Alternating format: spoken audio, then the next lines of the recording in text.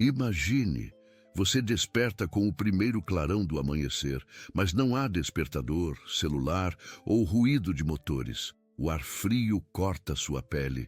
Um silêncio profundo domina a paisagem, rompido apenas pelo canto agudo de um galo distante e pelo mugido grave do gado nos currais. Uma névoa espessa cobre o vale, envolvendo campos verdes e povoados dispersos, como se o mundo estivesse adormecido em outro tempo. Lentamente, o som grave e solene dos sinos de uma igreja ecoa colina abaixo, marcando o início de mais um dia na Europa medieval. Feche os olhos e se transporte para o ano de 1347, no coração de um continente dividido em reinos, feudos e crenças.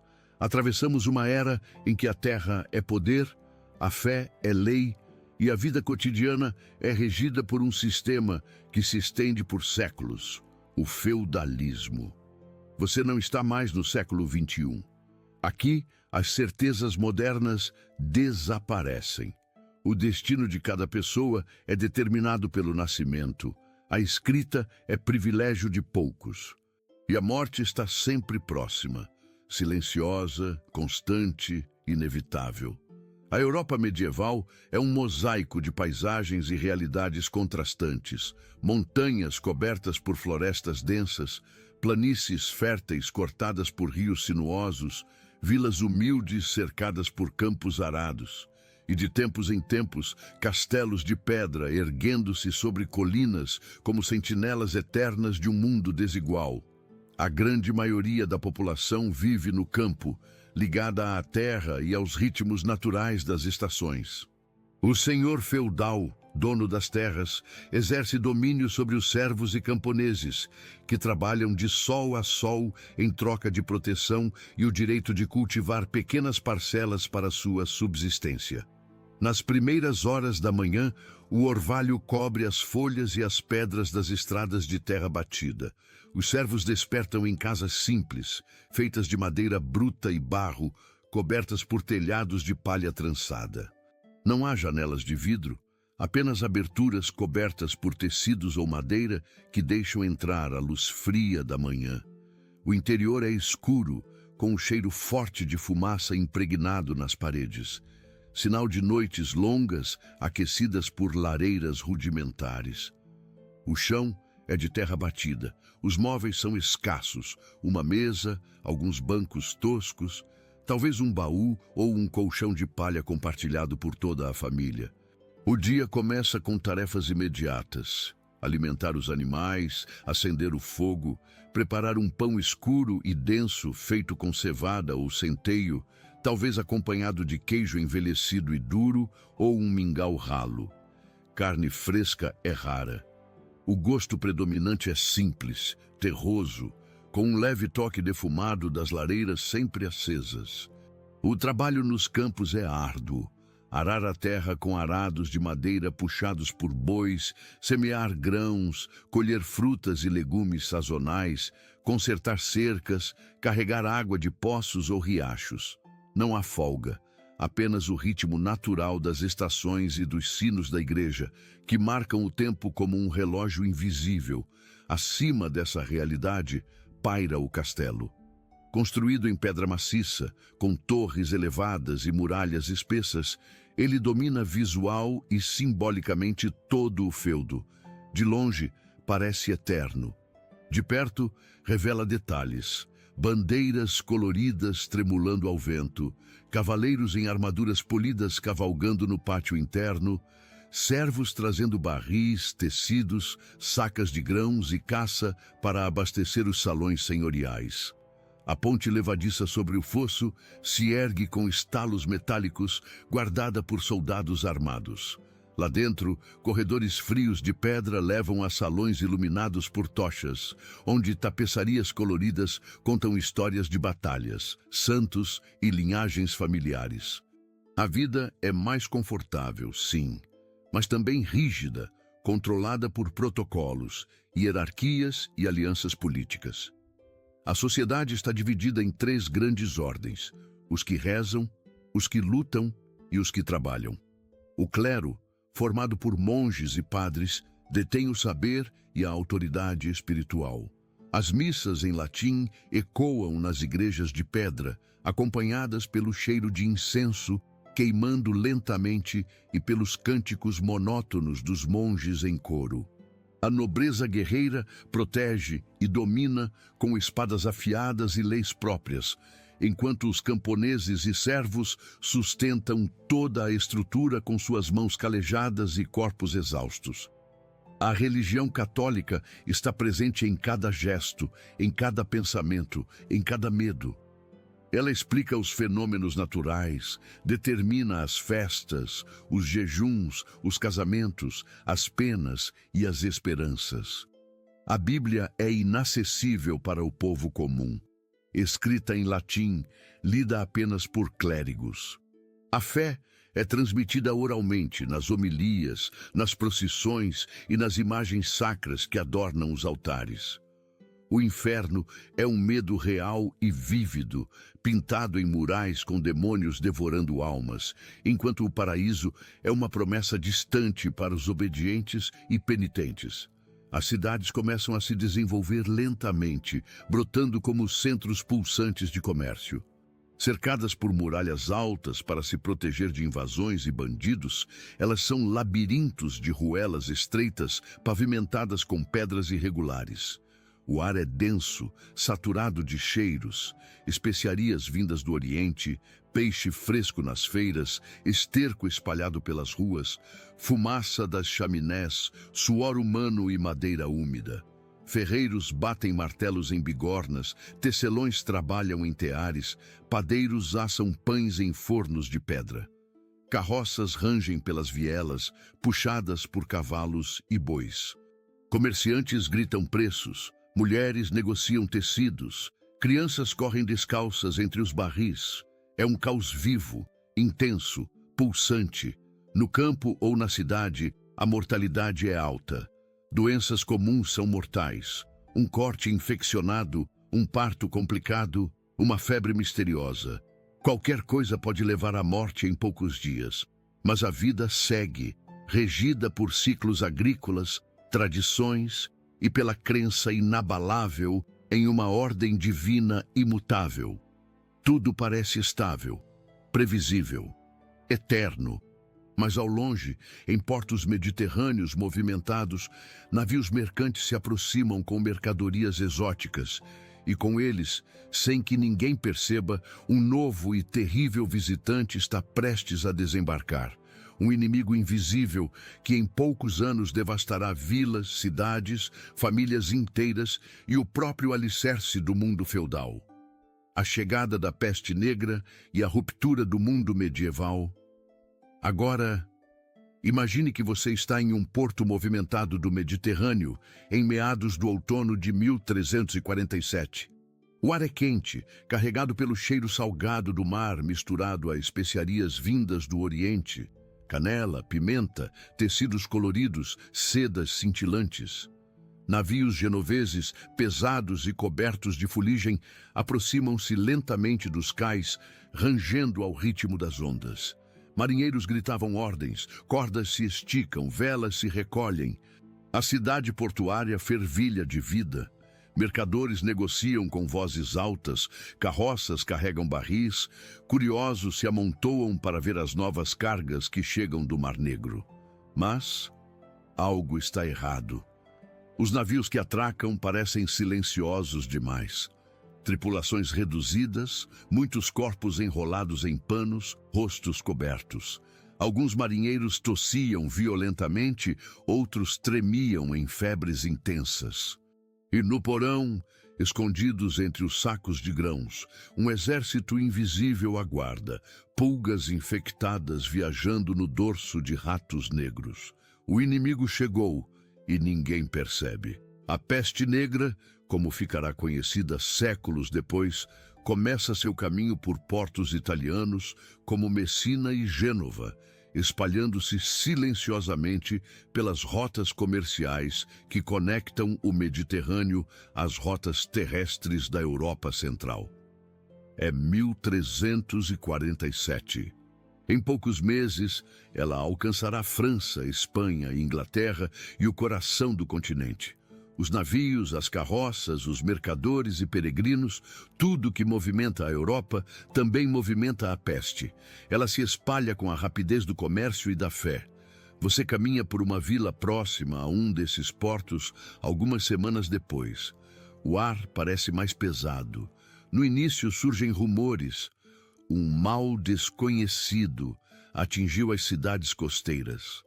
Depois, chegam viajantes pálidos, febris, contando histórias de pessoas morrendo em poucos dias, de corpos empilhados, de padres incapazes de dar conta dos funerais. Em breve, não são mais histórias. É realidade. A doença ataca sem aviso. As primeiras vítimas sentem febres violentas, calafrios que percorrem o corpo como garras, dores agudas nas articulações. Depois surgem os bubões, inchaços escuros do tamanho de ovos, nas axilas, no pescoço, na virilha. Eles latejam, supuram, explodem. Em poucos dias, manchas negras aparecem na pele, sinal de que a morte está próxima. O hálito adquire um cheiro doce e pútrido ao mesmo tempo, inconfundível. O toque do doente é quente, úmido, febril. As pessoas começam a evitar o contato físico. Pais fogem de filhos. Esposas abandonam maridos. Amigos se afastam em silêncio. O som dos sinos muda. Agora, eles não marcam mais apenas as horas canônicas da igreja. Eles tocam incessantemente, anunciando mortes, funerais, lamentos.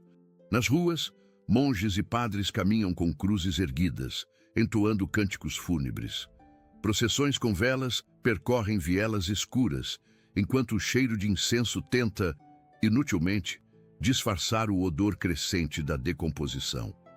O vento carrega gemidos, tosses secas e choros abafados. As cidades são as primeiras a sucumbir.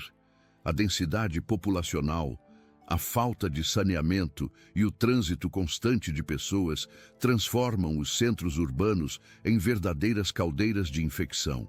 Ratos correm pelas ruas, escondem-se em armazéns, entram em casas através de fendas e buracos. Pulgas saltam silenciosas de hospedeiro em hospedeiro, espalhando a bactéria Yersinia pestis sem que ninguém compreenda sua origem. Médicos tentam tratamentos rudimentares, sangrias, emplastros de ervas, ungüentos, rezas, nada funciona. Máscaras com bicos de pássaro, recheadas de plantas aromáticas, surgem entre os médicos da peste, figuras sombrias que se tornam símbolos de um tempo de medo. O campo não está a salvo. Peregrinos, mercadores e fugitivos levam a peste para as aldeias rurais, onde ela se espalha mais lentamente, mas com igual letalidade. As colheitas são abandonadas, os moinhos param, os sinos das pequenas igrejas dobram incessantemente. Em algumas regiões, povoados inteiros desaparecem. Casas vazias, portas abertas, campos cobertos por ervas daninhas. A natureza começa a retomar silenciosamente o que era seu. A sociedade começa a ruir. Os padres, que deveriam consolar os moribundos, também adoecem. Muitos morrem, outros fogem. A fé vacila. Alguns acreditam que é um castigo divino pelos pecados da humanidade. Outros veem nisso a ação do diabo, ou conspiradores estrangeiros, ou ainda a aproximação do juízo final. Flagelantes, grupos de penitentes percorrem as estradas, açoitando suas próprias costas em procissões públicas, clamando pelo perdão divino. Multidões o seguem, entre lágrimas e medo, mas nada detém a peste. Ela avança como um manto escuro, encobrindo reinos inteiros. Em apenas 4 anos, entre 1347 e 1351, estima-se que entre 1/3 e metade da população europeia desaparece. Vilas inteiras se transformam em cemitérios silenciosos.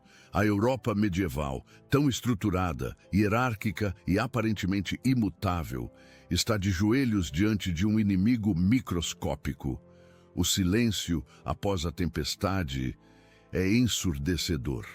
Quando a onda mortal da peste finalmente começa a recuar, por volta de 1351, o que resta não é o mesmo mundo que existia poucos anos antes. Imagine caminhar por estradas outrora movimentadas, agora cobertas por mato alto. Vilas inteiras estão desertas. Campos não cultivados se estendem até onde a vista alcança. Igrejas abandonadas, mosteiros vazios, portões de castelos enferrujados pela falta de manutenção. O ar carrega um peso estranho. Não é apenas luto, é a sensação de que a própria ordem do mundo foi abalada. A população europeia foi dizimada. Estima-se que entre 75 e 200 milhões de pessoas morreram em apenas 4 anos. Cada morte deixou uma lacuna. Um lavrador a menos, um artesão a menos, um cavaleiro, um padre, um senhor feudal. A estrutura piramidal do feudalismo, antes tão sólida, começa a rachar. Os campos estão vazios de trabalhadores. Senhores feudais, desesperados por braços que lavrem suas terras, oferecem condições melhores aos camponeses sobreviventes. Salários, liberdade de movimento, redução de impostos feudais. Pela primeira vez em séculos, os servos ganham poder de negociação. Eles deixam feudos que os tratam mal e migram para outros que oferecem mais vantagens. Alguns vão para as cidades buscando oportunidades em oficinas, mercados ou construções. A mobilidade social, antes impensável, começa lentamente a germinar. As cidades, apesar de devastadas, tornam-se polos de renascimento. Com menos bocas para alimentar e mais terras disponíveis, o preço dos alimentos cai. O padrão de vida de alguns sobreviventes melhora gradualmente. Oficinas reabrem com novos aprendizes, rotas comerciais voltam a pulsar. Uma nova burguesia urbana emerge, fortalecendo um sistema econômico mais monetário e menos preso às obrigações feudais tradicionais. Esse será um dos alicerces do fim da Idade Média e da ascensão de novos tempos. No campo religioso, as transformações são igualmente profundas. A Igreja Católica, que durante séculos parecia inabalável, sai ferida. Não apenas pela mortalidade de seu clero, mas pela incapacidade de oferecer respostas espirituais convincentes diante da catástrofe. Muitos fiéis viram padres fugirem, conventos se esvaziarem, indulgências serem vendidas como soluções milagrosas. A fé permanece, mas a confiança institucional começa a trincar. Movimentos místicos, heresias e questionamentos florescem. A peste, sem intenção, plantou sementes de dúvida que séculos depois germinarão na reforma. A psicologia coletiva da Europa também muda profundamente. A morte deixa de ser uma possibilidade distante e se torna presença constante. Cemitérios lotados, valas comuns, pinturas e murais que exibem esqueletos dançantes. O tema da dança macabra surge nas artes, lembrando a todos que a morte é a única certeza e não poupa ninguém, nem reis, nem monges, nem camponeses. Nas crônicas e nos sermões, multiplicam-se descrições vívidas do horror vivido. O medo do fim do mundo convive com uma estranha libertação. Muitos sobreviventes passam a viver mais intensamente, bebendo, festejando, casando-se rapidamente, como se cada dia pudesse ser o último. Nas décadas seguintes, a peste reaparece em surtos periódicos, lembrando a todos que ela nunca desapareceu completamente. Mas a grande pandemia de 1347 e 351 marcou um ponto de virada irreversível. O feudalismo começará a enfraquecer lentamente. A estrutura social se tornará mais fluida. A economia monetária ganhará força. A arte, a ciência e o pensamento crítico florescerão, pavimentando o caminho para o renascimento. Agora, abra os olhos. Você está de volta ao presente. O som distante dos sinos desaparece, substituído pelo burburinho da vida moderna. Mas algo permanece. A história da peste negra não é apenas um relato distante de sofrimento medieval. É um lembrete poderoso de como um evento invisível e imprevisível pode redesenhar completamente o curso da humanidade. Estruturas consideradas imutáveis ruíram em poucos anos. Crenças foram questionadas, modos de vida foram reinventados. A Idade Média nunca mais foi a mesma. E, de certa forma, o mundo moderno nasceu desse colapso. Como um incêndio que devasta uma floresta, a peste abriu espaço para novos brotos sociais, econômicos e culturais florescerem. A vida seguiu em frente, mas nunca se esqueceu. Gostou do vídeo? Então curta, comente e compartilhe. Se inscreva no canal Imagine um Dia. Aproveite para ativar o sininho da notificação e até a próxima!